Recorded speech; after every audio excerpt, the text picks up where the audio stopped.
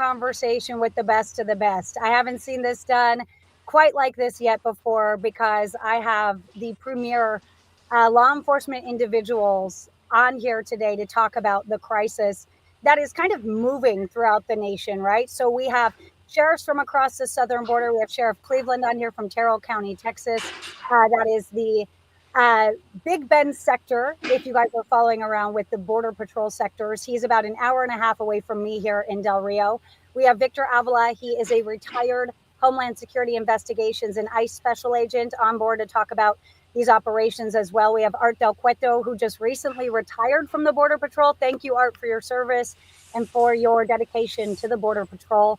Art is still with the Border Patrol Union. He is the vice president of the council right now. And then we have John Fabricatore. He is one of the premier guys for ICE, and he is a retired field director for ICE. So he's going to be able to provide a lot of insight as to what's happening across the country. And then finally, we have Sheriff Mark Daniels out of Cochise County. At one point, they were dealing with 2 to 10 pursuits a day.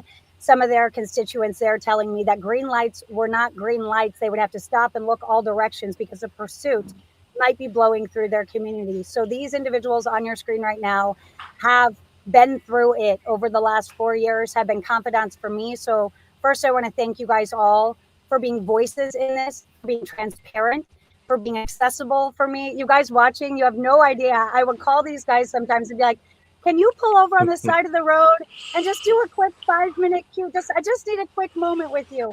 And they would always make it work. So thank you guys for being a voice for the men and women on the ground.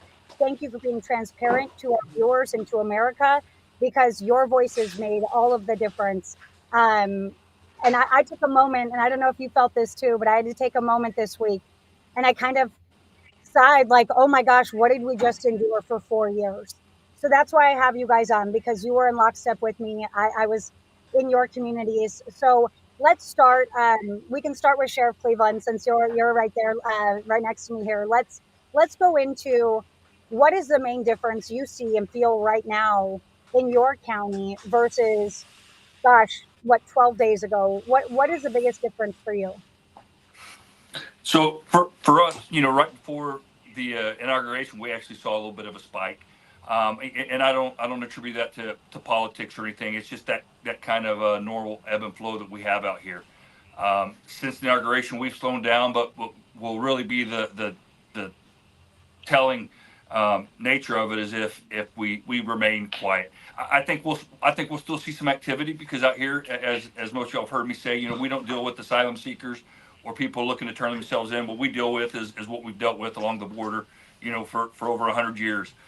Just those people from Mexico that are looking to cross this portion of the border, because it is vulnerable out here. It's that last piece of the border that has not had any infrastructure, technology, or manpower. There's only one port of entry across from us, which is about 2.5 hours a road down the road at Presidio. So we'll see what happens in the coming months. But like everybody else, just have sat back and witnessed what's gone on across the nation, whether it's the plummet of apprehensions at the southwest border, or the increase of operations within ICE, and of course the other agencies that have been given that delegated authority. Thank you, Sheriff. Okay, everybody watching, this is your opportunity to ask questions. These guys know their stuff. They have been living it, breathing it, eating, sleeping it. It is their life. So if you have questions, please type in and let us know what you would like to know. So we just talked with Sheriff Cleveland. Let's head down to Sheriff Mark Daniels. What are you seeing down in your community? Have things ramped up? I know you are also a community that deals with people evading. You don't have a lot of people walking over and giving themselves up. These are people in camo from head to toe. Same with what Sheriff Cleveland is seeing. But you saw a lot more pursuit, Sheriff Daniels. What are you seeing now? Well, Allie, thanks for doing this. Thanks for putting us together.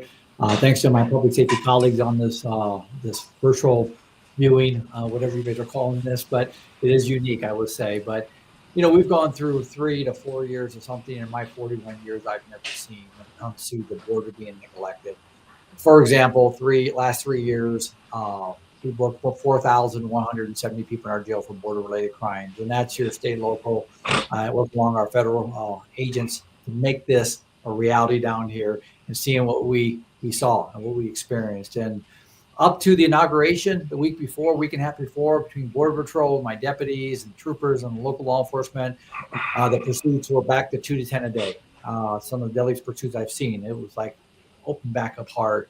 Since the inauguration, since the prioritization, the messaging, the engagement by President Trump, Vice President Vance, and Tom Homan, let me just tell you what a difference it makes. I mean, they have done something that we've been talking about. They prioritize it, they're engaging it, they're putting action behind it, they're sharing an operation plan with us. And the bottom line, they're doing what they need to do to protect this border, protect this country, and protect the citizens within, and following the rule of law. So right now, I know it's really early in the game with new coach and America's coach, President Trump, but I can tell you, I think we're going to see a difference. I'm seeing a little bit of low right now. Now, for you guys, for the sheriff, sorry to the others right now. I just have this question. A lot of and you guys have all said this in our conversations. We expect people that are evading to ramp up because the cartel is going to get desperate. They got to make $13 billion a year. That's what Congress said they were making, moving people into the country illegally. So the kind of concern was, hey, when we clamp down the border, guys, I just got new numbers, by the way, yesterday, 598 encounters with Border Patrol across 9 sectors at the southern border. I mean, look at all your faces like, wow, okay. I've never seen numbers go under 600 in the nearly 4 years I've been covering this. So we see the numbers drop, right? But what about the gotaways? Are we seeing that? The sheriffs and Art, if you guys can talk about that on the ground level, are we seeing that ramp up, or is that still kind of business as usual? Guys are actually out there catching the bad guys, or what are we seeing? Well, I mean, go ahead, Jim. Go ahead. Yeah, I was just going to say quickly, from Cochise County's perspective, we've seen a little bit of low in the pursuits, but we're still seeing the smuggling, no doubt about it. But it's not what we saw normally. And again, it's early in the game, so we'll see what changes. And lastly on that, I would say is we'd be unrealistic and foolish to think the cartels are going to stop. They're going to re-strategize what they're going to do. I think it's going to, this is just my opinion, I think it's going to get more violent than what we've seen in the past. I really do, because they've been entitled for 4 years. Sorry about that, Art. We just saw a shootout situation. We got to talk about this. And Art, I want you to talk about this a little bit more. There was a kind of what they're calling a shootout between the south side of Mexico with suspected cartel smugglers. They were trying to move a group across the river. Nobody got across. Nobody got hurt. Fire was exchanged. But there was reporting that they were like pinned down and all of this stuff. But Art, I'm sure you can attest to this. Unfortunately, down there in that area, that's why it's called Cartel Island. They've had a lot of issues with the cartel over there. Being fired on by the cartel is not necessarily unprecedented. Unfortunately, my agents are texting me saying, unfortunately, we're used to that. Art, can you speak a little to that violence that's escalating, or is that more of the same, or what are we looking at really? Saying, look, the violence is going to go up. It's $1 billion industry. They got to keep their money. I think just recently, maybe a couple of weeks ago, Sheriff Dan was going to attest to that. He was involved in an operation where they were able to detain several, I think it was up close to 10,000 rounds of ammunition. And there was also some weapons that his agency was involved in. There was different agencies that were involved together. And it just shows, look, I've been out here my whole life. Okay. So I grew up on the border. I was raised here. This is all I've known my entire life. Fortunately, I was blessed enough to be with the United States Border Patrol. But I worked on the Tohono O'odham Reservation, and the Tohono O'odham Reservation has always been the most notorious area for drug smuggling, human smuggling, and for gotaways for the longest time. And that is, like Sheriff Cleveland said, a lot of it has to do with the infrastructure. So the infrastructure that other sectors are able to do when it comes to the nation's borders, we can't do that on the Tohono O'odham Reservation because of different laws and different agreements that have been made with the reservation. So when you're looking at those spots, that's over 60 linear miles with the Mexican border that is reservation land. And the resources are very limited. So when we start talking about the gotaways, as we know, they're still bringing people across, they're bringing product across. And unfortunately, you have that spot on the reservation where it is wide open. And you don't have the ability to put sensors wherever you want or cameras because the reservation won't allow it. So that is where the majority of your gotaways have always come through. And again, unfortunately, I'm in Arizona, so our governor out here isn't as pro law enforcement where they're going to allow the world to see how bad it is out here in Arizona. But yeah, the cartels will continue to get desperate, and we just got to make sure. That's why I'm grateful to you and the gentlemen that are on here that we provide the proper stories, right? We can't be that group that starts crying wolf on situations. Unfortunately, there was agents that were fired upon. Thankfully, they're safe. Drones were put up in the area immediately. They didn't find the group that was trying to cross, and they didn't find any sign of anyone getting shot. But I think there's just a lot of irresponsible people out there that put out stories for ratings, and it made it sound like they were pinned down with heavy gunfire, and that wasn't the case. But definitely, it doesn't make it any safer, and our nation's borders have been very, very difficult to work because the cartels are out there and they control that border. Now, Victor, let me ask you this. We're getting a question in our chat. If you get shot at from across the border, are you allowed to pursue and return fire? Absolutely. Border Patrol is going to return fire immediately. And I think all of us on this call can agree that there's going to be a reaction. And I've been talking about this. The cartel is going to react. The shooting today might be part of it, but I say there's going to be a reaction. They're not going to go down easy. The fentanyl still wants to come. They still want to bring the fentanyl across, the methamphetamine, and of course the bodies. And they're going to try to figure out a way to do that. And this is where the rubber meets the road, where there's going to be a clash. And this is where I think the military that's been deployed down to our border is going to make a big difference, because now that's a game changer, right? We have our border agents that are now on the ground. And then at the same time, I know we're going to talk a lot about this, is the interior enforcement that's been going on. Remember, there's a lot of cartel members inside our country that also, a lot of them also illegal, that are going to be retaliating because they don't like the enforcement against them. So law enforcement is not just looking for illegal aliens and removing them. There's a lot of things that have to be looked at. And that's why you see in these task force, I'm glad to see DEA, FBI, U.S. Marshals, even Secret Service and some of these task forces around the country, because we're going to need that type of law enforcement and heads on the swivel for everybody to be on the lookout. So when it comes to the reservations, I want to go back into this, and I don't know which one of you guys are best. John, you might have insight. Whoever wants them, if you can just kind of raise your finger or say, I got it. The reservations, there's nuance there and there's issues there that you guys have all seen and all been a part of. We just sent a bunch of military down. Can the military go on the reservations? No. I'll take that one. They can't. You have to have permission from the reservation itself. And just what has happened in the past, even with the National Guard, they haven't allowed them on the reservation. So, there's particular stations that work on the reservation themselves. They do get some of these National Guardsmen at the station, but they're asked to work within the station and not out on the line. Okay. And we know that, I mean, and you guys have heard nothing different than what I've heard, that right now the soldiers deployed that are joining the other thousands that are already down here, no immigration authority right now, just supplemental, right? Administrative. They're going to be helping with security, mechanics, doing any kind of engineer, that kind of stuff, right? To free up boots and badges, so to speak. Is that what everyone understands? Okay. As long as no one has different information than I do.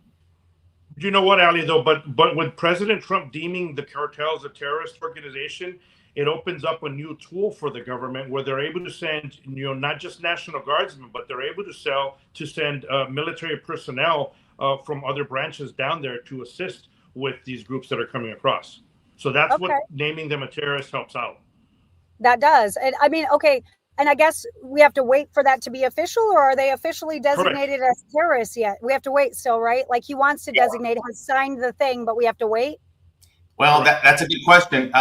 He designated them by orally stating it, but there is an official process that goes through the State Department. Right. And actually, the State Department is the one that officially will label them, just like ISIS. And I'm thinking that's in the process right now. But Art is right. This is the game changer. Just like the cartel is going to react, the U.S. government is going to react, and you're going to see the first offense from the U.S. government against the cartel, and the left is going to go crazy. They're going to go nuts because we are actually going to go on the offense. Now, we'll go after what matters a lot with the designation is we go after their assets, their money, their bank accounts, their properties, and all that. That's good. We'll damage them that way. But evidently, the designation as FTOs also puts military intervention on the table. And it doesn't mean that we're going to invade Mexico. It doesn't mean that. It means that we have the ability to respond And this is where I think the cartel right now is kind of figuring out what to do, because they know if that they harm one of our border agents or they do something drastic like that, all hell is going to break loose, just like President Trump said. And the president of I follow very closely the Mexican press, and the president of Mexico this morning, it's all our fault, by the way. The war in Sinaloa and the war in Sonora is the fault of the United States because we arrested Mayo Zambada. And you guys heard that. So this is what the rhetoric that we have to deal with in the U.S. And I think President Trump is not going to tolerate that at one point. And there's going to be a reaction from the U.S. government. Okay, so which one of you knows about tunnels? Because everybody wants to know about the tunnels right now. Victor, I see you. John, do you know anything about tunnels? I can tell you this, that I got a call yesterday that there's more tunnels. What? That they found yes, absolutely. Area. And you heard this too, that despite the big one that we heard about a couple of weeks ago, and this is the area that I worked. Let me tell you, that's not a common thing in El Paso. We don't work tunnels there. We used to work that was the first one you saw. Yeah, and so now they say they found some West El Paso, and they're looking into them. It hasn't hit the media yet. I don't know why, but I got word that there's more others.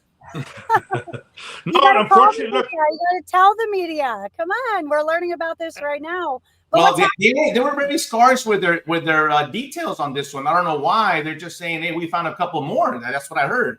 And then I mean, just like we don't hear about the gotaways. Are they being sealed? Victor, just like we don't hear.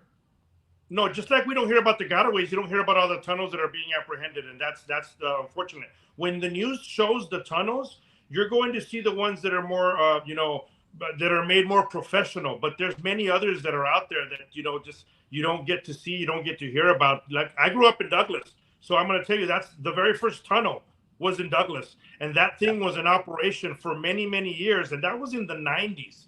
That thing was in operation for many, many years before they even found it. It even had like a hydraulic lift. How? And it was because and I'm going to say it, Allie, don't you have anything to go, hey, you're going to hear me say it.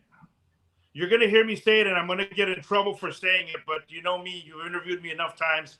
I'm going to get in trouble no matter what I say sometimes. But because we have communities that condone it and don't say anything about it. That's exactly why. Like I said, I grew up in a border town, and for the longest time, I've been in law enforcement, and my family would be quiet about me being in law enforcement, but everyone knows who the drug smugglers are in the community, and they'll say, well, you know what he's doing. But when it comes to some people in law enforcement, it's like, oh, don't say anything. We have communities on our borders that condone this type of behavior, and that's why it happens, and no one says anything about it. I mean, I know another source who was working in Nogales for a while, and he said he was literally standing on top of a drug running tunnel that was used for months, quite literally on top of it, and had no idea. Yes. So, I mean, how often are these being found? I mean, what's going on with the tunnels? Why are they all of a sudden up? Is it because they're being talked about, or is it because there are more? Well, now because you have more security, you're going to continue to have more security for law enforcement on many parts of the border. What's going to happen is, like we said earlier, the cartels are going to try to find a way to get their product across, and tunnels are going to be their thing. So they're going to go back to using a lot of the tunnels that they've used in the past because there's a lot of surveillance up above ground. Another thing you're going to see, Allie, is you're going to see seizures. Mark my words, you're going to see seizures hit the roof, especially at the ports of entry. You're going to see bodies, you're going to see drugs, because they're going to go back to, like Art said, they're going to go back to the old methods of the, right now they've kind of had a free-for-all the last 4 years. Yeah. And so now they're going to go back to the smuggling when we used to work and interdict and go out there and investigate. They're going to go back to those techniques, and you're going to see the gas tanks, you're going to see the tires, you're going to see all that, bodies hidden in the back of pickup trucks and sealed. They're going to go back to those techniques because no matter what, they want to get across, and that's not going to ever they're not going to stop. However, I think what's going to be the big difference is there's going to be a high level of interdiction now, because now it seems like this is what I feel good about is like everybody's behind it. Everybody wants to put the attention at the border, and that's going to make a huge difference. So yeah, we're gonna see a lot more military technology down there, so we can find these tunnels. The same kind of technology that we've used over in Afghanistan, in the Middle East. Now that the military is involved, we're going to have those resources to go down there. So we're going to find these tunnels a little bit easier. There are guys that have been over in Afghanistan that their whole job was trying to find those tunnel networks over there. Now they're going to be doing that on our border to keep our nation safe. Now, John, what are they filling these tunnels? What do they do? I mean, I saw them with like Home Depot buckets, you guys, like trying, and my sources were like, I mean, they went in that tunnel and they said they walked for hours and they had to turn around, like it was nonstop, and it went all these different ways. How do you guys dismantle that? Like, what's the step? Professionals, sending in professionals to take down those tunnels. Yeah, it's a professional job. It's not a bunch of Border Patrol agents with Home Depot buckets filling it up. It's going to be professionals. Yeah, they're trying, but it's going to be professionals going in and collapsing those tunnels. Okay, so you're talking about professionals. We've talked about the people coming down here. A lot of people, one of the questions that we just got from TikTok is, why is the military needed in this space right now? You guys know 2018, President Trump declared an emergency then, and under Operation Guardian Support deployed 4,000 DOD soldiers down here. Biden kept 2,500 of them down here. So we have had DOD. I've met guys from Virginia, all over the place, right?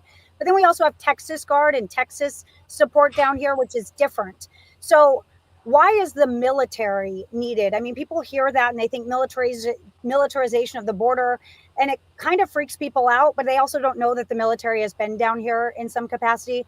So I guess whoever wants to answer it, why is military needed? Or do you think that it's helpful? Or do you, some of my agents say, unfortunately, they kind of get in the way sometimes and blow ops because they're not necessarily part of the mission. What is your take on military being down here? Well, the manpower is necessary.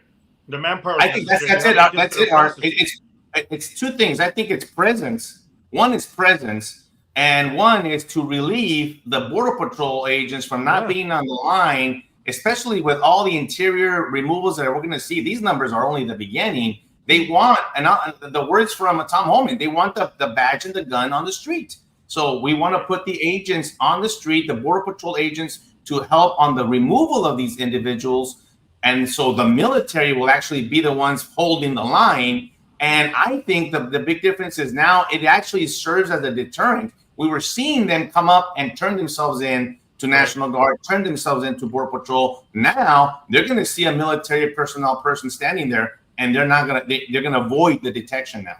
Okay, so we see how military is helping to free you guys up. Now, Sheriff Daniels, we got to go to you, because in Arizona, you guys passed a law that actually gives local law enforcement immigration authority. Now, you and I talked about this, and they were going gung-ho on this one before Trump was elected, obviously. So it seemed like Arizona was kind of scrambling. We need help. We need stuff in place. We need to give immigration authority to the law enforcement just in case nothing changes.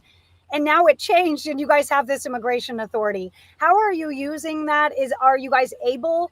Do you have the resources to respond with said authority? How have you used it so far? And what does that look like in your guys' space in Arizona? Because obviously for Sheriff Cleveland, it's a little different. And we'll chat with you about that next.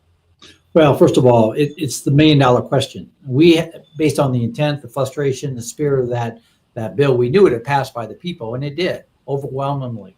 Now the question is, how do we enforce a law that, first of all, we're waiting for Texas on their the judicial review on it, see what happens in Texas. But second of all, it's an unfunded mandate, which we're working with Congress. We met with the governor last Friday, the sheriffs did, and I, trying to figure out how we're going to do this. I mean, you look at the numbers coming across our border.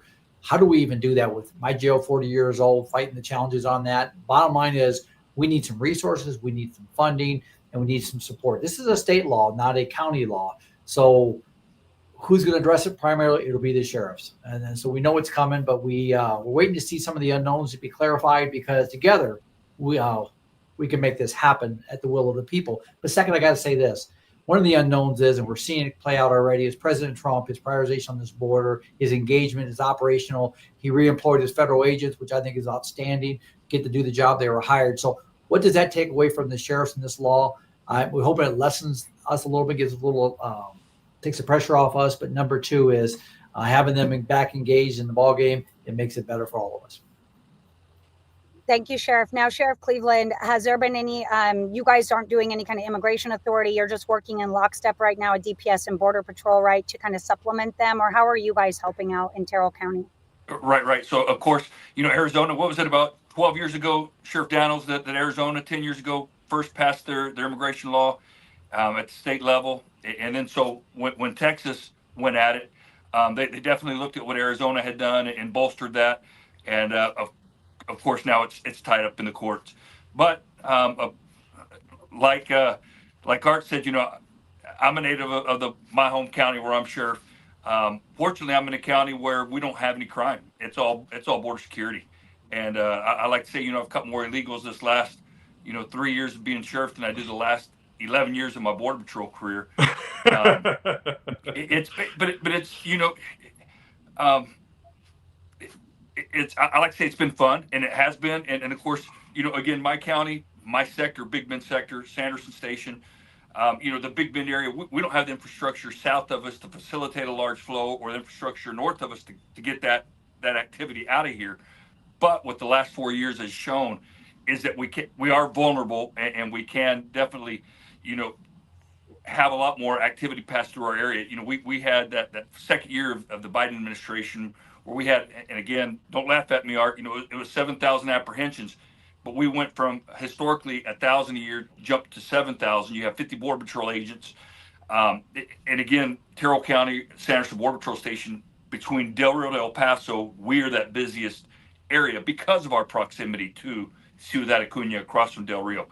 So, I foresee as we continue to add the infrastructure, down the Rio Grande Valley, Eagle Pass, Del Rio, Arizona, California, our area is going to see a lot more activity. So we could see, a lot of activity here coming up pretty quick. Thank you guys for that insight on there. While we're in like the legal side of things, we have a question from TikTok here. And you guys, as you're commenting, I'm seeing some of your comments. If you have questions for these amazing gentlemen here that have literally been boots on the ground, have been fighting this fight for 4 years and then some, please ask your questions here. We'll try to get to them for sure. One of the questions on TikTok there is how many Border Patrol officials, I'm going to say border officials, which includes all of you guys, are in support of the Laken Riley Act. That is something that the president is poised to sign on Wednesday. I see a lot of nodding heads. So this will provide additional authority basically to apprehend criminal illegal immigrants based on lower level crimes. Art, do you want to speak on that? Of course, this is your 22-year-old nursing student, Laken Riley. Right. So someone's asking how many are in favor of it. This is what I'm going to say. I don't know how many are in favor, but whoever's not in favor needs to find a different job immediately. That's what I'm going to say on that. Everyone's nodding their head. John, do you want to pipe in a little bit and offer some insight there?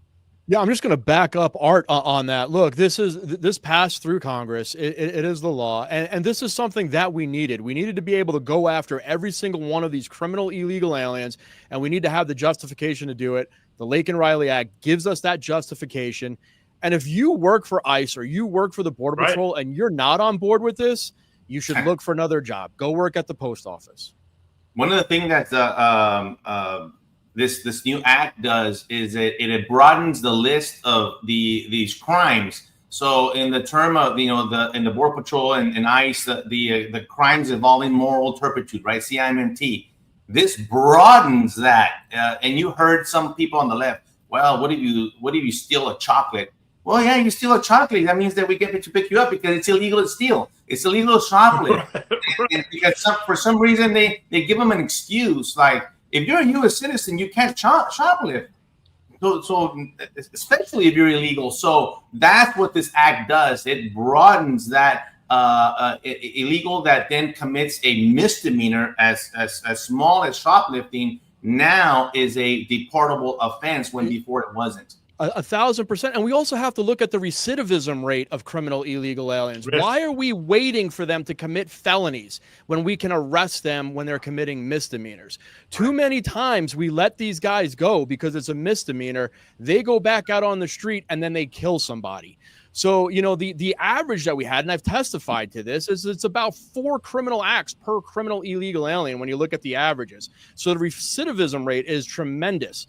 So why are we waiting for them to get to 4 crimes before we deport them? Deport them. They've already broken the law entering this country illegally. They broke another law, say it's a misdemeanor. Why not get rid of them now before they DUI and kill somebody, or before they commit a very violent crime? Let's handle it now while we can. Common sense. Common sense laws. And I know Sheriff Cleveland will back me up on this because he was out there as well. It's the same frustration that many agents felt and have felt when they arrest individuals with, large number and quantity of drugs. And we always get the answer of it failed to meet prosecution guidelines. Those individuals get deported, but they don't get prosecuted. And that's what really is upsetting to a lot of the men and women out there on the border. I mean, in my reporting, I've had to report several times of, oh my gosh, he was in custody. Oh my gosh, we knew about this. And so there is a lot of frustration behind that for sure. So thank you guys for kind of leveling that out for people that are watching. Now let's get into some of these like ICE raid, if you want to call it that. I've been calling them target enforcement because it is the fugitive task force, essentially, that is out there, fugitive operations, who have been around for a really long time. And the reality is it's a detail. It's a 2-year detail for ICE. You guys know this. So they're just broadening it. They're making it bigger. They're adding different 3-letter agencies to assist here. But it is what they say is we're just out here doing our thing. This is ICE's job. They have targeted dockets they get every day. John literally went through my stuff to make sure that I was all accurate on my ICE stuff. So John, let's dive into this right now. There is a question here. Some people are asking, what kind of documentation should they be carrying with them right now? So what kind of documentation you should, by law, you're supposed to have your permanent resident card on you if you're a permanent resident in the United States. So if you're legally present here, even if you came in on a visa, you're supposed to be carrying your documentation. But you shouldn't be worried about it if you're not in crime areas. If you're not in a drug house, you're probably not going to get arrested. If you're not in a car full of gang members, you're probably not going to get arrested. But if you are in those situations, if fugitive operations is going out and they've got a targeted enforcement, they've got a field operations worksheet, and they're hitting an address, and you happen to be at that address, and we've done surveillance, and we know that there's been dope there, and we know there's been gang members, and you're illegally present, but you have no other criminal convictions, you're probably going to get arrested. So that's just the way it's going to be.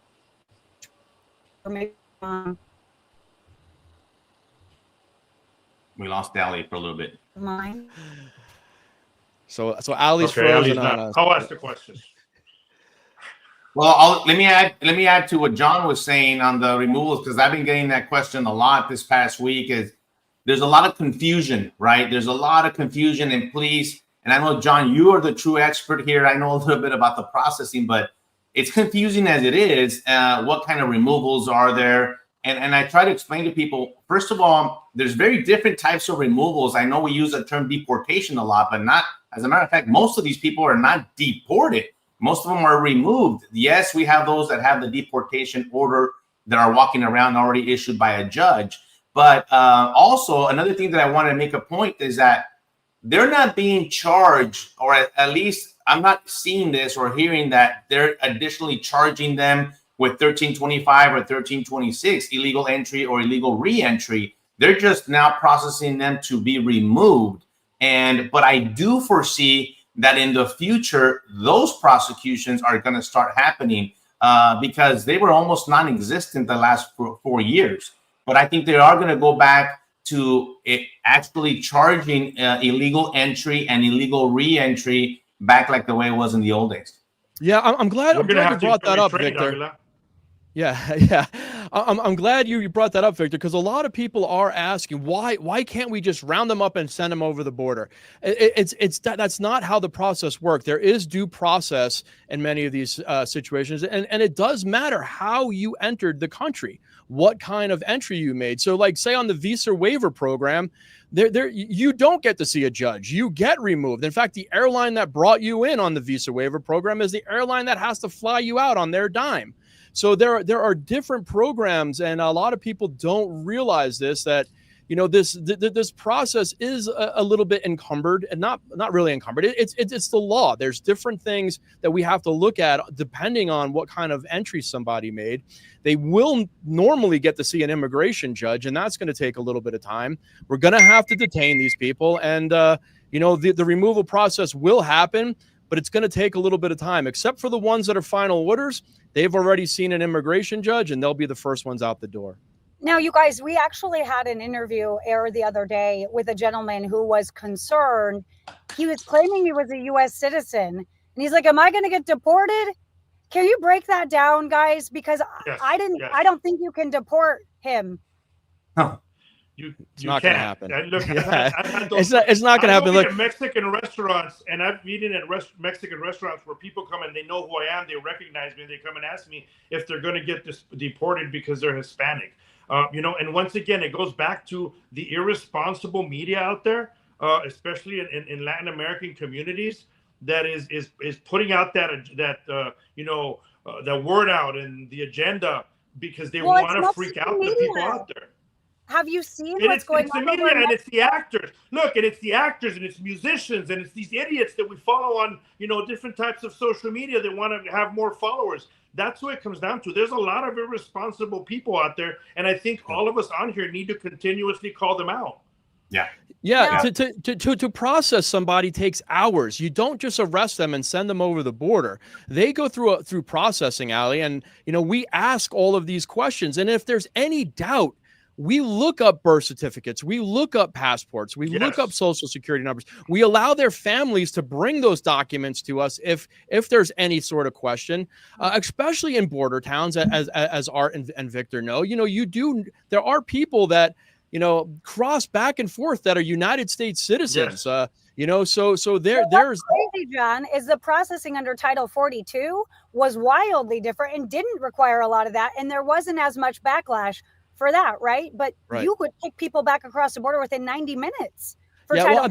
Because you were at the border at that time and you were making the arrests at the border, but you were still asking that person what their alienage is. That is something all of us who go through immigration training, that is our bread and butter. That is the first question that we ask. It's for reasonable suspicion to probable cause. We have our reasonable suspicion. We build up our probable cause.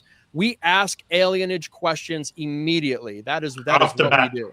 Okay, right now John, really quick, I was going to say on John, great point, because you saw that report out of New Jersey that supposedly they encountered a U.S. citizen and blah, blah, blah. First of all, the police can ask anybody whatever they want. And this is, for some reason, when it has to do with immigration, all of a sudden people think that there's some kind of limitation. Well, you can't question that guy because he's a U.S. citizen. Yes, I can.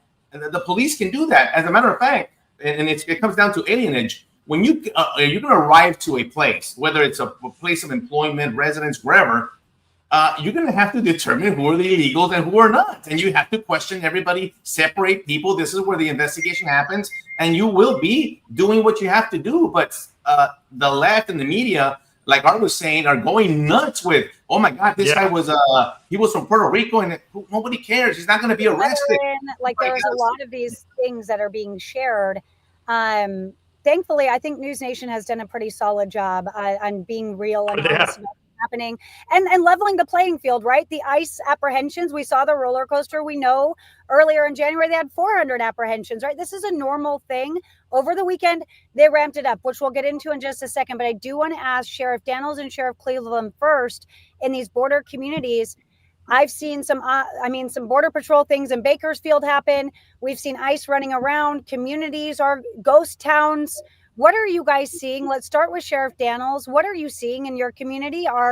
Is it a ghost town? Have people gone in hiding? Are people scared? I mean, most people say people that cross the border don't stay at the border. So it's not really a border issue. This is mostly an interior issue. But what are you seeing? Are you seeing any issues with your community, Sheriff? Well, let me just say this. The people that are coming in the country, the gotaways, and that's what we see in Cochise County, they're not staying here. They want to get the heck out of here, get into the urban communities throughout the United States. The last thing they want to do is be in my neighborhood where you got a plethora of Border Patrol, ICE, law enforcement that's very proactive and very partnered up on this. Now, I know HSI and our office, Border Patrol, all of us were working yesterday on some stuff, and they had 8 targets they took down yesterday here in Cochise County, but that's nominal numbers compared to what's out there in these urban areas. So we're not seeing it here. And just to add on to that, the citizens in my county, even the border communities, they appreciate what's going on. They understand the legality by doing what's right. Okay, Sheriff Cleveland, how's your community? And not any different whatsoever. And of course, we saw, that 12 out of 14 counties in Texas vote for Trump. Counties that had never voted for Republican before. But I wanted to just add to that prior question. Look, we keep hearing everybody say, Hispanics, brown skin. The last 4 years, people of every color, creed, have crossed the border. We're not just looking for people that are from Mexico. We're looking for people from all over the world that have all colors of skin. 203 unique citizenship codes is what I was tracking, which is wild. Okay, so we've got a question here from TikTok. So they're wondering, and this is a big one because we've been talking about this ad nauseum. Does Trump have a plan if more countries reject taking undocumented people back? Now, we saw what happened with Colombia during Trump's golf game. There was a big about face on that one, but we know Venezuela has not taken a flight back for almost a year. China has been tough. Obviously, Middle Eastern countries are going to be tough. Do you guys know of any inner workings, any plans? What do we do with those people? Do we just bring them all to Mexico? What happens with the individuals who aren't being received, I suppose? Yeah, so there is that. Yeah. Yeah. I think that would be the plan, is that the tariffs work, and at the same time, other countries that have allowed it, that have condoned it, and that have facilitated these individuals to come into the United States are going to ultimately have to be responsible for that. Border Patrol has arrested individuals in the last 4 years from 168 different countries. 168 different countries of all color of skins. At the same time, it is also reported that the Sinaloa Cartel operates in over 160 countries. That is not a coincidence. Okay, so when it comes to the issues, obviously, does anybody have a track on the northern border? Are we paying attention up there? We've seen numbers stay about steady from when Biden left to now. Vance says, hey, we're going to have just a little powwow with Canada and everything's going to be good because they're going to just do what we say. Do you think more needs to be done at the northern border? Your concerns up there? They just got a guy tied to ISIS up in the kind of Plattsburgh, New York area.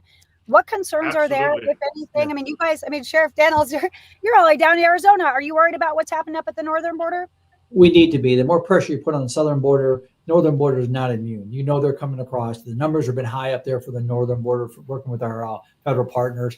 And I got to give a shout out since you mentioned New York. New York is standing up a border task force for sheriffs and police chiefs, working with their federal partners up in New York, because they're seeing exactly what we're seeing on the southern border, and same as our northern states. And again, everybody's doing the right thing here, and that is, first of all, becoming aware of it, getting engaged with it, and recognizing the threats that exist in our country.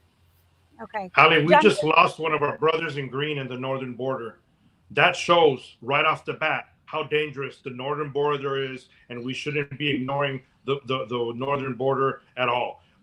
It's been proven just last day, and the day of the inauguration, in fact, it was supposed to be a great day for Border Patrol agents.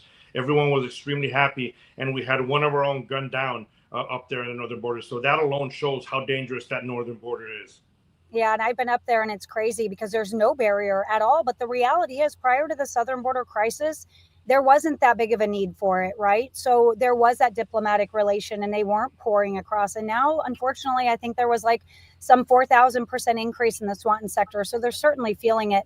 I want to know here, somebody asked, this is about the ICE raids again, guys. Somebody's asking, what happens if a parent gets arrested and those children are at school? What happens to those kids? I mean, these are things I really don't know. And these are logistics that we're learning together here. Yeah, we do work with the local authorities, so we will contact child services if we know that those children are at school. If it's say it's a husband and wife that get arrested, we will look at the criminality of both of those people. We may only arrest the husband if he has a higher threshold of criminality, and then release the mother on an ankle bracelet to take care of the children. So there's different things that ICE can work with, but we do work with the communities. We will never leave children alone in a home. We will never leave children alone at a school to be picked up by no one.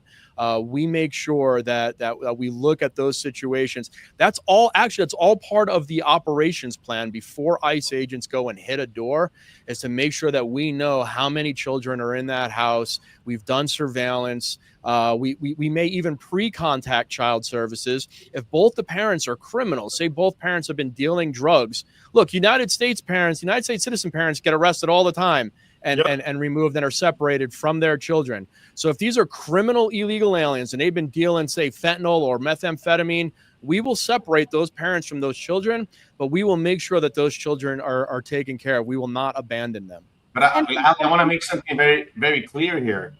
The burden is going to be placed on the parent now. It's not going to be the federal government anymore that separates the family.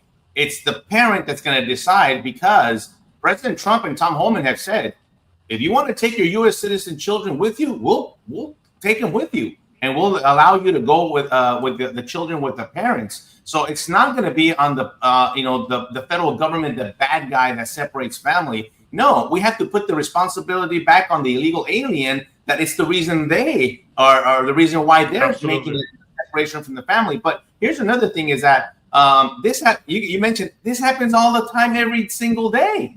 Every single day, a person gets arrested, gets separated from their family.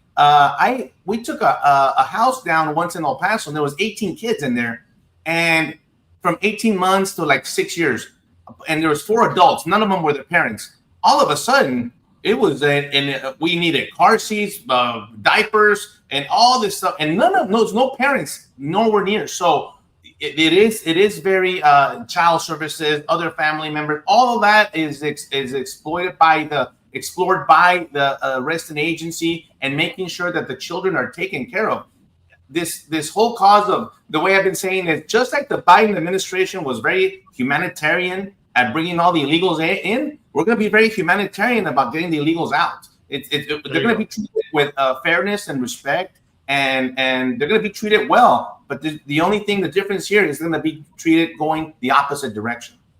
So when we talk about these criminals, right, we talk about the separation of that, and you said the family is going to be the one that gets to decide if they're separated or not ultimately. What do you guys know? I mean, Homan has said we're going after the worst of the worst, right? We're going after these criminals. I've seen, child rapists. We've seen, people tied to terrorism. We've seen convicted murderers. The White House and ICE has been very transparent since they started making these apprehensions. What criminals specifically are they targeting? Do they know? That is a question from YouTube or from Instagram, excuse me. What crimes, what criminals are specifically being targeted? We kind of talk about the layering, right? The worst crimes, and the Laken Riley Act opens that up a little bit. But when it comes to these deportations, these bad guys, who are they going after right now? Do we know? Yeah, well, look, there's lists of individuals that committed the crimes that they have to go after. I can tell you from personal experience. I was out there on that border, arrested an individual that had, he had been arrested prior in Michigan for sexual molestation of a minor. And when the Michigan authorities were contacted, they didn't have, the means to be able to extradite this individual. But the individual was asking for asylum. So guess what? He was released because he was asking for asylum. But there's records of those individuals that have come in. They know that they can cross in certain areas of the border because there's other agencies that don't have the money in order to pay for the extradition of these individuals. But since they're asking for asylum under immigration, these last 4 years, they've been released into our communities. There's records of all those individuals. Yeah. Sorry, Sheriff, go ahead. Sorry, John. If I could say this is why you see some of the failures in this country. You look at Laken Riley, that sheriff, and I'll call him out. He failed to work with the federal agencies and release that individual. We have to work together, and I'll call my own out on that one. And sheriffs, police chiefs, federal agents, our governors, if we're not working to safe and secure our communities, that's when tragedies happen. And that's why we need to work together on this. This ain't about politics. This ain't about pride or supremacy. It's about people. Thank you, Sheriff, for that insight. John, did you have a comment to add regarding the criminals being targeted? Yeah, look, we have targeted enforcement and immigration customs enforcement. They know who they're going after. They have lists. They have, we're looking at felonies, like Victor said earlier. We're looking at crimes involving moral turpitude. If you have a conviction, you're open to getting arrested and removed. It doesn't matter if it's a DUI, and it doesn't, we don't want you committing more crimes. We're going to go after you if you have these criminal convictions. Now, we're going to look at the higher ones first. Obviously, the felonies involving murders, gang members, rapes. But if you have a conviction, you should start getting your affairs in order and your papers in order, because you potentially can be arrested and removed from this country. But now, John, I mean, we heard Borders Czar Tom Homan quite literally say, "Hey, yeah, we're going after the criminals, but we're going to get some collaterals in this, is namely in sanctuary cities. If you guys, if we come in for John Smith, who's our target, and Betty Sue is sitting there and she's there illegally too, Betty's going too." And we've seen those numbers. We've seen some collaterals. When it comes to that situation, is there concern about that? Homan says everybody is basically on the table, because crossing the border illegally is a crime. Right. Anybody has any qualms with that, issues with that? Everyone's nodding their head. Yeah, you're a criminal. Yeah. But that is going to get into families, right? That is going to get into moms and grandmas and things like that. Where's your feelings on that? Because a lot of people, they want the criminals out, but then when it gets to that, they're a little squirrely about it. Not everyone's going to wind up in detention. I mean, we can put a notice to appear. We can give you a notice to appear that gets you in front of an immigration judge. There needs to be a reckoning with immigration right now. We have too many people that are illegally present in the United States and have not seen an immigration judge. That doesn't mean that when we go and we pick up a collateral, that they're going to be remaining in jail. We have limited detention space right now, but we are going to put you in front of an immigration judge. You're going to get a notice to appear. And, we have to settle this now. We can't allow there to be 30 million illegal aliens inside the United States, and we just throw our hands in the air and we say, we're not going to deal with it. It needs to get dealt with. If you're here illegally, you may find yourself in front of an immigration judge. Yeah, and they talked about that too, right? Homan had encouraged people, deport yourself, leave, because you could be susceptible to deportation too. So he's trying to encourage people to self-deport. But I'm working on a story, guys, about how they don't have documentation to get out of the country. Their documentation to be in the country kind of allowed them, TSA kind of allowed it, but they don't have international travel documents, many of them. So that's for another day. But there's like 180 consulates inside the United States. They can go to their whatever nation they're from. They can go to the consulate and get travel documents. It's not an excuse. For that, then. If you want to leave, you can go to a consulate. And John, Allie, if I can and John, correct me if I'm wrong. I mean, if there's a family has 3 kids who were born in the United States, and you got 2 parents that work, not a criminal history, they get caught up as collateral. They go before an immigration judge. I don't see an immigration judge necessarily sending them back home. I mean, if everything's... Well, yeah, especially, I know you worked on the border a long time, you worked at the Border Patrol, but there's a thing called cancellation of removal. If you have 10 years presence inside the United States and you have no other criminal arrests or crimes in your background, you can go before an immigration judge and actually ask for cancellation of removal. Yeah, it does not give you citizenship. Yep, it doesn't give you citizen status. It doesn't give you a green card. What it does is it just now allows you to open up that process and work toward those things. So, there are things within the immigration law that we can use for some of these cases. And that's the good thing. See, putting people in front of an immigration judge is going to open up that aperture. So people who are like, oh, this is happening. No, you're now going to have the opportunity to get in front of an immigration judge and actually argue the fact of why you should be here in the United States.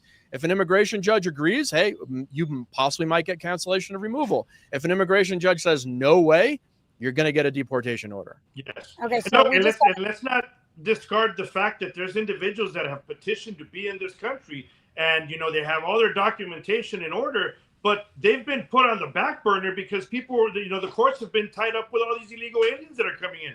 There's people that have been waiting for years, and they have an actual case to be here. They've had children here, and those individuals are having to wait. So look, there's a lot of people, it's a domino effect, that are having to pay the price because of the illegal alien traffic in this country. Okay, so when I talked to now President Trump, prior to him being sworn in, prior to winning the election, he was in favor of removing some of that processing, getting rid of TPS for some migrants up in Springfield, Ohio, specifically the Haitian migrants that were living up there. What do you guys think about that? Slippery slope. Is that something that needs to be done? John, I'm starting with you because of the facial reactions there. So he's saying, get rid of TPS, get them out. What do you, I mean, that's obviously a protection around them. Some of it's a temporary protection. No, that's why that's yeah. Hold on. Some of the migrants I'm talking to from Venezuela, they're like, our paperwork's all in order though, so we think we're good. So now go on, talk about. I mean, anyone who's worked any kind of immigration enforcement, everyone on this panel knows that they've met people that have had TPS for the last 10 years. Yes. That's not what's supposed to happen. TPS was never, ever meant to be this long-term shadow status. It was meant to allow people to come here, say if there was an earthquake in their country or a natural disaster or war, to come here, comfortably be here for a while. We give them work documentation. They'd be allowed to be in society. But when things got normalized, they were supposed to go back, and including going back to work on your own country. Like leaving your country and then coming here is one thing, but a lot of them still want to be, they want to still be Haitian. They want to still be, well, then go back, work on your country. You came here, you were here temporarily on TPS. That TPS is now over. It's time for you to go. It was never meant to be this 10-year, 15-year process, right? Permanent. I'm going to give you one word, and that's vetting. A lot of criminals involved in the TPS program. A lot of people. Don't be silly, Victor. How dare you say that? Well, this is the reality, that they have manipulated these immigration systems, and a lot of bad people have ruined it for the good ones. And we have to weed out the same thing for the DACA program. The children, they came here by their own, 2 years old, and it's none of their fault. We all understand that. We're humanity, of course. But then that kid grew up, and he's 18, and he's an 18th Street gang member now in California. So are you going to give him a permit and stay? And he probably is killed or raped or murdered or burglarized or whatever. You got to vet. You got to do an individual vetting, which is what we're not allowed to do the last 4 years. So when you go back to these systems, vetting is going to be probably the top of the list, to vet these individuals and say, hey, you know what? You're good to go. You're not a threat to anybody. All you did is this, and there's other provisions, there's other policies, other programs that we could look for you, but we have to weed out the bad ones. So we got a question from Instagram from someone actually seeking citizenship that says, quote, what's the process for someone that is in the process of getting its legal status? I'm married to a U.S. citizen with 2 citizen kids. I've been in the country for over 25 years. You're fine. You're fine. He's fine? You're okay. You have nothing to worry about. Wait a minute. You're going to take that to the boss? You taking that to home? No, hold on. So what was it? So she's been married for 25 years to a U.S. citizen. I mean, I don't know. I mean, I hate to be the jerk in the panel, but I know what you're going to say. I know what you're going to say. Why did it take you 25 years to do the paperwork? You could have done the paperwork when you first got married. If you married a U.S. citizen, you would have had permanent status within 7 months. You would have been able to apply for citizenship within 3 years. Yeah. Here we are at year 25. I encounter those cases. I encounter those cases in my career that exactly the scenario that you're saying. I encountered that case. Like, why didn't you petition for your wife, for your spouse? Well, there's other issues there that within the relationship. But if this person is really in the process, has been petitioned the way she says it, because they say true story. But if it's the way she says, there's no crime involved, she should be good to go. There's nobody going to go pick her up. Okay. From Robert from YouTube, guys, what is being done with criminals where we cannot determine their country of origin? Which that goes into, when I laughed about vetting, that goes into that. We have seen, I don't know how many people and how many burned documents and discarded documents on the South Side. We don't share information with a lot of these countries. Again, 203 unique citizenship codes. A lot of these countries are third world countries, don't even keep medical databases. let alone criminal databases they want to share with the big bad United States, right? So we don't know who a lot of these people are. So how do you figure out that origin of where they're from? You can break it down, Ellie. But then You can break it down. what if they're from a country that won't receive them? Okay, go No, ahead. you can break it down. You can break it down to the consulate. You can break it down to what country they are, and then you reach out to different consulates depending on where they're from. Look, I think we've all encountered it when it comes to the Hispanics as a whole. Back in the day, you'd arrest people from El Salvador or Guatemala, and they would all claim to be Mexican because they didn't want to have to make the trip all the way from Guatemala to El Salvador again. Now, of course, now you're getting Mexicans saying they're Guatemalans because they know that's a free ticket to stay in the country. But you can definitely break it down with field interviews. When you bring them into the station, you can break it down there. You contact ICE. ICE does a fantastic job of being able to break it down. And then they go ahead and they contact the different consulates so they find out what country that person is from. So, there's methods and there's ways that even just through, speaking to people and interrogation techniques that you can find out where they're from. Gosh, I can tell you this, Ali, really quick, because I know one of the because what happened yesterday with Colombia is a lot of these illegal aliens, especially from Venezuela, had not been in Venezuela for 5-7 years. Brazil. I talked to them down there in Eagle Pass. Where are you? Venezuela. And I go, yeah, you're Venezuela, but where are you coming from? Peru. I'm coming from Colombia, and they had a child in that country. They even married a Colombian national. Yes. And they're saying Venezuela because it benefited them. You know what? You get to get deported back to Colombia. This is where I think President Trump is going to make the deal. Like, you're going back to the country you came from, not where you actually were born. If you already have been in this country for 4, 5, 7 years, we saw this a lot with the Haitians. A lot of these Haitians have not come directly from Haiti. They had been in Central, South America, and Mexico for years. As a matter of fact, I encountered a bunch of them that spoke perfect Spanish. And I'm like, what? And they were out of Haiti for a long time. So I think that's where they're going to circumvent. Well, Venezuela is not going to accept them. Good. We'll leave them in Colombia. We'll leave them in Nicaragua. We'll leave them in the surrounding country. Okay, and you have to have that agreement, right? I definitely have met people that lived in Brazil 5+ years, but were Haitian. Yes, that is absolutely the truth. Now, guys, we had a response from the Instagrammer that was looking for seeking citizenship, saying, quote, "I started the process 9 years ago. I'm still waiting for waiver to be approved." So something was happened with her initial entry. It's if she's asking for a waiver, then she may have come in on a visa, or may have come and overstayed that visa, or illegal entry. There's a reason she's asked for a waiver. Let's not get into it with her because it's her legal background. But if she's asking for a waiver, then there's definitely. So she's asking, though, John. I think she's asking. So she's opened up that door at this point, and I'm just going to say it because I tell people all the time: get an attorney, get an actual immigration attorney. When people they go to these different sources like Casas Alitas that had like a special source to help out, and people that notary publics and all these other communities that they have notary publics that help with the immigration. Go get an actual immigration attorney. 100%. I always say that to people. Okay, so guys, we've obviously talked a lot about what needs to happen, what you guys need. There needs to be resources. I've heard from the sheriffs and Art for 4 years saying we need help.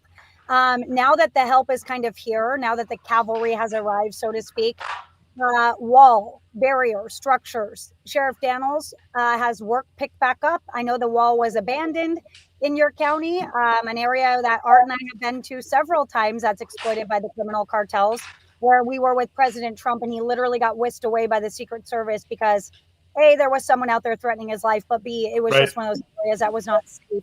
So Sheriff Daniels, what is the wall like right now in your area? Has work begun or resumed, I would say, out in Cochise County on that barrier? Well, Ali, let me just say this, take you back 4 years. And when President Trump declared the Southwest border an emergency, they were doing remodels, extensions, technology, you name it, personnel. When President Biden came in and declared the Southwest border not an emergency, it froze in time. So my county pretty much has been frozen in time, including some upgrades here and there.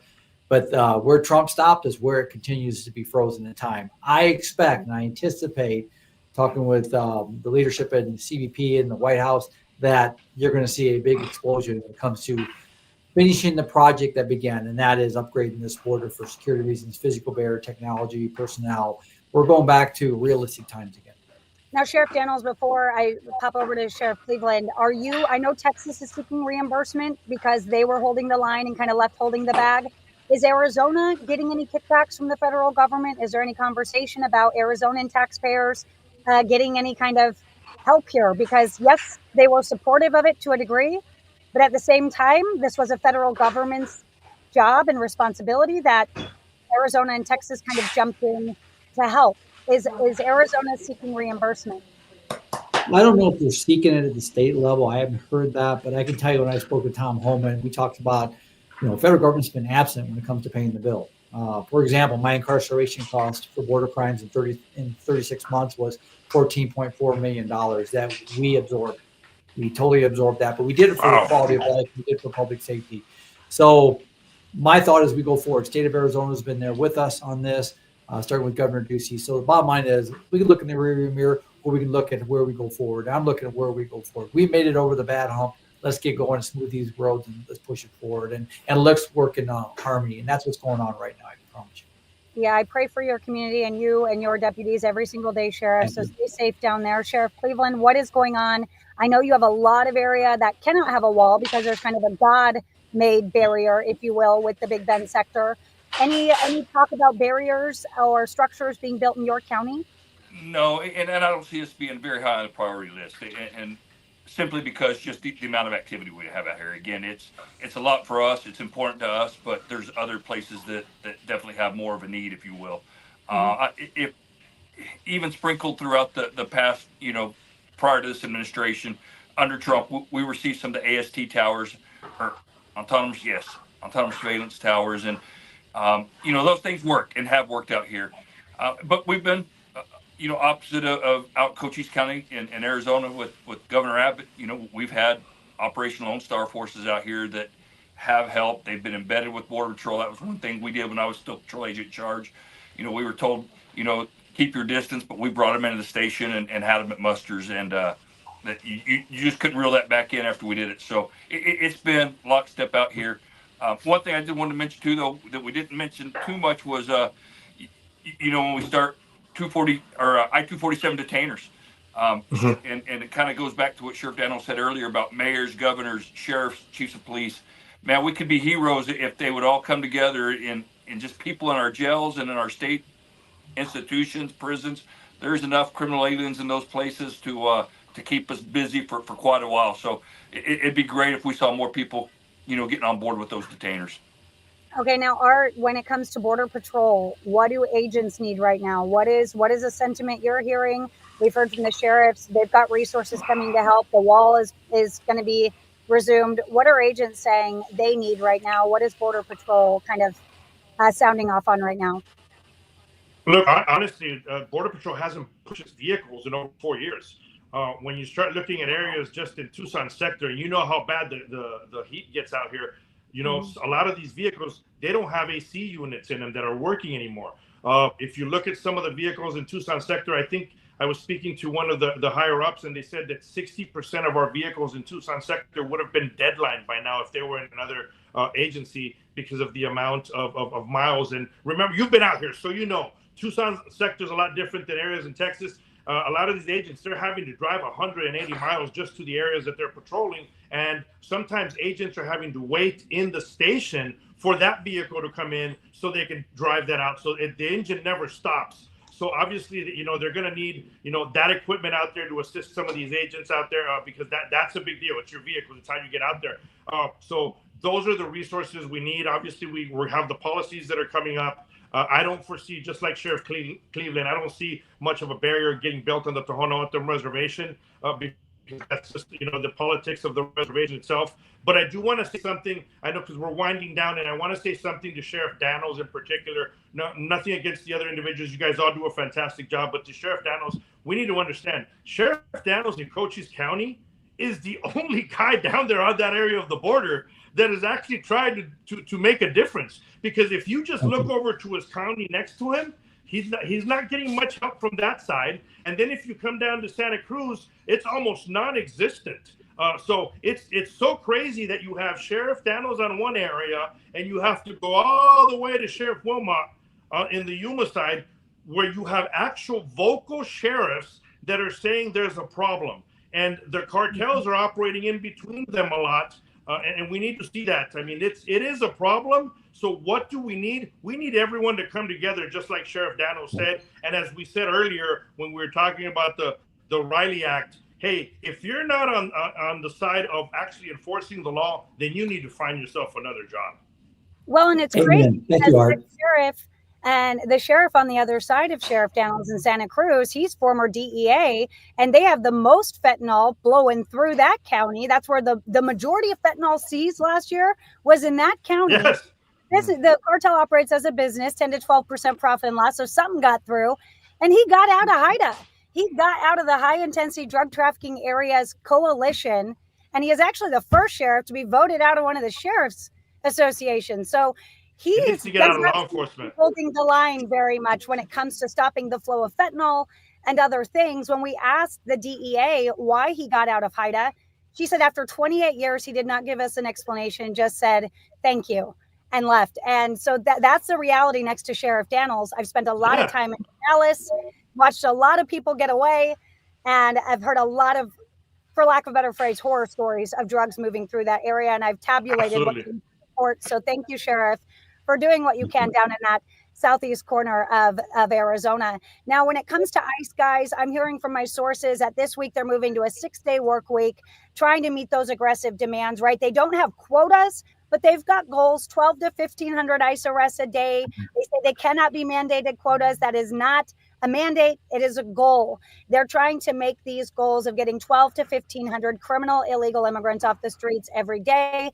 Again, 6-day work weeks. Guys, we've seen Border Patrol agents have to step up and do that. We've been talking about it for 4 years.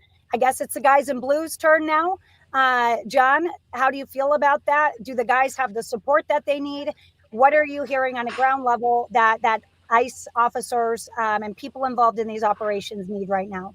Yeah, look, the up tempo is good. I think the men and women of ICE knew that this was coming. They were ready for it. They want to do it. They got into law enforcement because they wanted to enforce these laws and make America safe. But the one thing absolutely that ERO needs right now is detention space. All of these guys that have worked the border, they know that if ICE doesn't have detention, it holds up the whole flow from the border. I know many Border Patrol agents get mad at ICE because they call ICE up and they say, hey, we got 50 down here. We're ready to send them over to your jail. And ICE is like, we have no more room. We don't know what to do with them. We can't get this job done without without detention space. So Congress needs to step up. They need to put that money in right now. We need to increase the bed numbers from the 40,000 that we have now. And I'm going to say a number right now, and I've heard Tom Homan say it. It needs to be close to 100,000 beds if we're going to be successful. If we're going to do what we need to do, we can't do it on 40,000 beds. Trump had 50,000 beds at the height of his last administration. He wants more than that. So if we can get 70, that would be great. But I think even if it's temporary beds up to that 100,000, working with the county sheriffs and getting more beds under the IGSA program, we need more beds. I know Laramie County Sheriff right now is offering up about 200 beds, and they're working with the U.S. Marshals to kind of reimburse them. Apparently, the agreement is $120 per inmate per day. I guess it comes out in the wash, housing, and everything, right? But they're willing to offer that up. Sheriff Daniels, have you had any conversations about helping with these deportation efforts, or what kind of collaboration you could offer there? I have, and we talked to Tom Homan about that, and we'll do our part. Obviously, on the border, it's very important as we bring people back here to be deported or removed, whatever the case may be, that we want to be a partner in that. Because think about this. We all, thank you, Art, for those nice comments. We all stand united on this under our oath of office. We don't take an oath of politics. We take an oath of office for the rule of law. So I want to make sure that I can say I helped get the murders or rapists and the due processes were followed here in my county to remove people that shouldn't be in the country that broke our laws. So I've talked to Tom Homan and we sent him up our proposal. So we're looking to hear from him on that. But yeah, we will be a good partner. Okay, keep me posted on that, Sheriff. I appreciate it. Sheriff Cleveland, I know you don't have a big jail. I know you don't have a lot of resources to offer. Are you having any conversations about Anything you can offer? Do you have any space? I know the land commissioner here in Texas says, we will buy land. We will give you whatever you want, Trump. They've offered up 1,400 acres for staging areas. People are saying we don't need beds. You guys, they need beds because they detain them for a period of time. They can't just put them on a parachute and drop them out of a plane. So that's the bed space conversation, everybody. Okay, so Sheriff Cleveland. Do like Joe Romano. No, and you're right, Art. You're right. No, I only have seven beds in my jail. Okay. And that's where I had a big expense over the last 3 years when we were hot and heavy back in fiscal year 2022. We put more people than had ever been put in jail here, and I had to take them to neighboring counties and hold them until Operation Lone Star started, housing them for us. But with that being said, one thing I've always said is that, man, Terrell County would be a great place for an immigration camp. We've got a big old airport, train that runs right by it, and if you escape, you ain't going nowhere. So. Okay, thank you for the insight. Okay, so Victor, when it comes to these operations that are unfolding, we know HSI is involved. We know every three-letter agency is now involved. Do they have the resources they need to carry this out? Representative Tony Gonzalez says we're looking at years of this. Is that the reality? Are we going to be watching years of these so-called, yes. I hate the term roundup and I hate the term raid, because I know the guys on the ground and I've seen their dockets. They've got targets. Yes, there are collaterals involved in this, but hearing people say we're rounding them up, raids, it's hard for me to hear, because that's not the honest to God truth, right? We have to call a spade a spade. These have been going on for a long time. They're just ramped up right now, and they do want the attention. They do want a little bit of that intimidation factor, right? So we're seeing that at play. But Victor, when you see all these entities involved now, we got a lot of people. Too many cooks in the kitchen. We got a lot of people. I think what you're seeing right now, what you're seeing right now is like a surge initially, right? Because of the attention, and that's why we have all these three-letter agencies involved. But this is going to go on for 4 years. There's no doubt about that. This will not stop for a moment for 4 years while President Trump is in.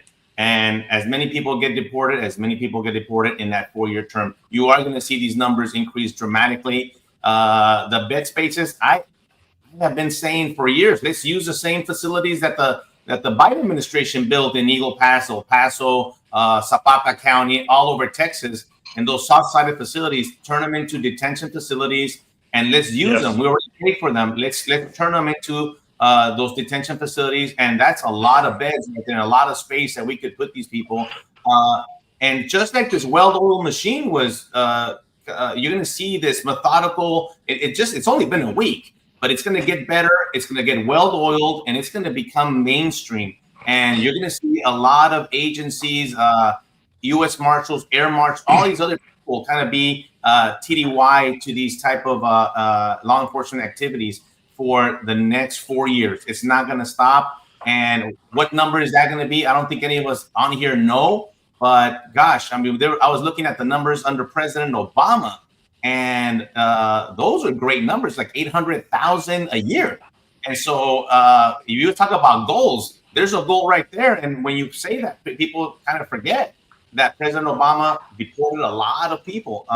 And so let's try to get those numbers. But you're going to see this mainstream. You're going to see the cooperation. I believe a lot of these local sheriffs and police departments in sanctuary cities, especially, I think they're going to be forced. I think their hand is going to be met by President Trump, and they are going to have to participate, because just like we did with Colombia, I think he will be able to do that with Chicago and other places that are not, they're going to impede.